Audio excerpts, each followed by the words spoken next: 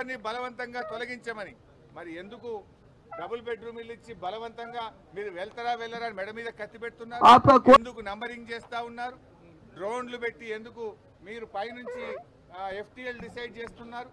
ఆ ఎఫ్టీఎల్ కానీ బఫర్ కూడా ఒక్కొక్క చోట ఒక్కొక్క రకంగా పెడుతున్నారు. అంటే పేదల ఇల్లు కూలుస్తారట, పెద్ద పెద్ద బడా కంపెనీలకు ఆ భూములు కేటాయించి అక్కడ సుందరీకరణ పేరు మీద రియల్ ఎస్టేట్ వ్యాపారం చేస్తారట. ఈ ముఖ్యమంత్రి గారు రియల్ ఎస్టేట్ మీద ఎక్కువ దృష్టి పెట్టిండు. ఫార్మా సిటీకి కేసీఆర్ గారు 15,000 ఎకరాల భూమి సేకరిస్తే ఫార్మా సిటీని పక్కన పెట్టి అక్కడ రియల్ ఎస్టేట్ 4th సిటీ అని రియల్ ఎస్టేట్ బ్రోకర్గా అవతారం ఎత్తిండు ముఖ్యమంత్రి గారు. ఆడ ఫార్మా సిటీని 4th సిటీ అంటాడు. ఈ మూసీ సుందరీకరణ పేరు మీద ఇక్కడ బడా బడా కంపెనీలు తెచ్చి ఇక్కడ కూడా రియల్ ఎస్టేట్ వ్యాపారం చేస్తున్నాడు. అసలు ఆ డిపిఆర్కే 1,500 కోట్లట. ప్రపంచంలో ఎక్కడన్నా విన్నామా? ప్రాజెక్టుకు 1,500 కోట్లంటే విన్నాం కానీ మూసీ ప్రాజెక్టు డిపిఆర్కే 1,500 కోట్లు పెట్టి డిపిఆర్ చేయిస్తాడట. అంటే నువ్వు 1,500 కోట్లు పెట్టి డిపిఆర్ చేయిస్తా అంటున్నావు, కనీసం 150 కోట్లు పెట్టి పేద పిల్లలకు మందులు ఇవ్వడం చేత కాదా? పేద ప్రజలకు ప్రభుత్వ దవాఖానలో మందులు ఇవ్వడం మీద ఎందుకు దృష్టి పెట్టావు? నువ్వు ఎస్సీ ఎస్టీ బీసీ హాస్టల్లో అన్నం పెట్టడం మీద ఎందుకు ఆలోచించావు? ఇవాళ 9th 10th ప్రభుత్వ స్కూళ్ళల్లో 9వ తరగతి 10వ తరగతి చదివే పిల్లలకు 7 నెలల నుంచి మధ్యాహ్న భోజనం యొక్క బిల్లులు రాక అన్నం పెట్టుడు కూడా ఇబ్బంది అవుతా ఉంది. ఈ సమస్యలన్నీ పక్కన పెట్టి ఈ సుందరీకరణ పేరు మీద ప్రజలను ఉసురు పోసుకోవద్దు, గోసబెట్టద్దు. ఇప్పటికైనా దీన్ని మానుకోండి. ప్రజలు స్వచ్ఛందంగా ఎవరైనా ముందుకొస్తే తీసుకోవాలి తప్ప బలవంతంగా పోయి మార్కింగులు చేసుడు, ప్రజల్ని ఇబ్బంది పెట్టే కార్యక్రమం చేయకండి. ఒకవేళ నువ్వు మూసీ సుందరీకరణ చేయాలనుకుంటే ఉన్న దాంట్లో చేయి.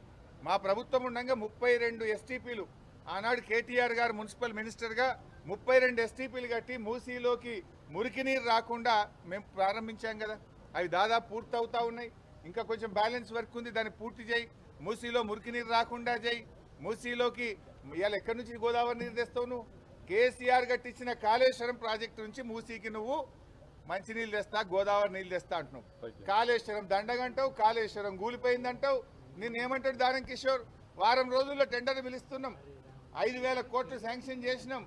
మేము ఆ మూసీలోకి గోదావరి నీళ్లు తెస్తా అంటున్నాం. ఎక్కడికి వస్తాయి గోదావరి నీళ్ళు?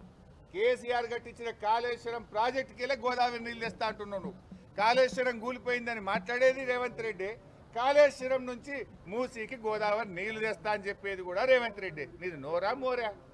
మాట్లాడుతూ అర్థం పర్థం ఉండాలి. కాళేశ్వరం కూలైపోయిందంటావు, కాళేశ్వరంకి వెళ్ళి నీళ్ళు తెచ్చి గోదావరి నీళ్ళు మూసీలో వారిస్తా అంటావు.